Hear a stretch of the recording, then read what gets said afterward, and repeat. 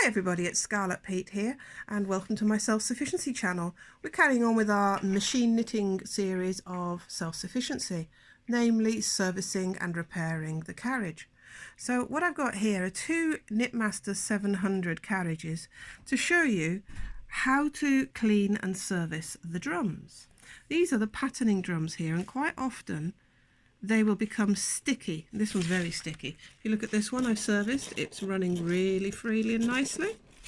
This one on this side isn't very good, and it's got some wool stuck in it and yarn, and these are just hardly moving. So if you stay with me, I'll teach you how to remove the drums. Often a piece of yarn could get sucked in and wrapped around and you think, oh my goodness, I'm in trouble. So the first thing we would have had to have done is to remove the plastics. Now remember, if you've been subscribing, you'll see the first bit, how to remove the plastics. What we're going to need to remove these drums are a set of screwdrivers, some very fine screwdrivers. I've got here this little small one. I need a very fine flat screwdriver, a Phillips screwdriver, and that should be it. Now you see here, this has got a bolt on the top, a nut and bolt. Do not undo this. On the top of this drum here, you have a little, I think it's called I'm not sure what it's called actually, a little clip. It's a C-shaped clip that pops into a groove that's made on this shaft. First of all, we need to flick that off. So I've got here a very fine screwdriver, and just around the side of the C clip you've got two little slots, so you can just about see it there. So what I'm going to do is just put this screwdriver in, angle it and flick that way, and it will pop it off.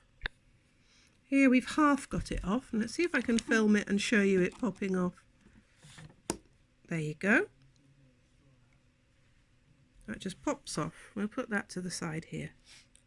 You can see here the two places where you could slip in the screwdriver and pull it off the machine.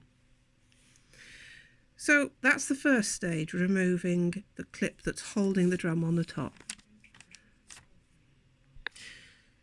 The bits we're going to have to remove is this plate here, this spring here, where else are we? A spring here needs releasing, and this whole mechanism around here, the C shape here, needs removing. And that's just star screwdrivers here and here. And let's see, the spring here. Under here we've got a little groove that fits into. Can you just see that groove the spring's in? So that, you just push down and it will pop up out of the groove. Now I'm going to undo here this screw next. There we go, we've got that one undone. Just going to take that out of the way and put that here safe. That's going to free up this little bit of the mechanism here. Now this mechanism here, I'll show you on this one, is what works when we release the carriage from the bed. If you watch, that's the piece there that's moving. So now we're just going to pull that gently out of its place. Put that to one side. The screw now is released, so the spring has come out. Now we need to take away this piece of silver that I've just dropped, the silver C shape, and that drum now is getting towards being ready to pull out, but it's not quite ready yet. So first of all, we need to push all these selectors on the top down. I'll show you on this one. See? Push the top down so the bottom flicks up. This allows it to free the drum. And on this sub drum here, I've pulled them in together like that too. So this now should gently just pull straight out of place like that. And let's have a look. What generally happens is, after the years of being used as a knitting machine, this here, ugh, it's horrible. It has a very tacky, sticky, nasty oil on. That's what we've got to clean up. So all I'm going to do with that is put some oil on that and clean it between my fingers.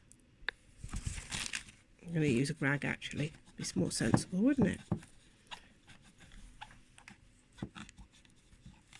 And now to the touch, that's much cleaner. That's just like silky now. It's not nasty and sticky. So what I'm going to do is spray this all over with a cleaning oil, inside there, outside, and then I'm going to use cotton wool buds to poke in the hole and clean out, clean all of this and put it to one side. So just take the cotton wool bud, clean inside and around. That's just going to remove any of that nasty sticky residue that's preventing it from moving freely. Now this one's moving quite freely, but I'll show you how to remove this in case you had to do it ever. We're going to remove that screw, gently pull off those springs, undo those two screws there on this piece of metal, those two screws and the little tiny third one. So we've removed the spring and we just lift that up, put that at the back, and now undo these. Removing that one. Putting that aside, and now the tiny one to do in the middle. There's the tiny screw taken out, and then just gently pull this out of place, and this should just lift off. There we go. So this one just wants a bit of, yeah, that's sticky. That needs a bit of freeing and cleaning. We'll clean up this C bracket, and then we'll clean this, and then we'll put it all back. And whilst we're here, you see this ball bearing here, the bearing. Behind that, we often get a big lump of fluff that needs pulling out. You see, in there. So I pulled that out while we're at it. Now to clean the centre of this with a cotton wool bud or a Q-tip. So now it's time to put it back together. Now for the sub drum, we've got to make sure all these little top bits are sticking out. So push them down. The top of this, the main drum, the patterning drum, we've got to have those sticking out on the top as well. So it's just a matter of balancing. Let me see if I can do this so you can see the two together and dropping them on. Next, we've got to put into place the C-shape thing and this bit that goes between the bottom plastic cogs and the top of those little selecting things.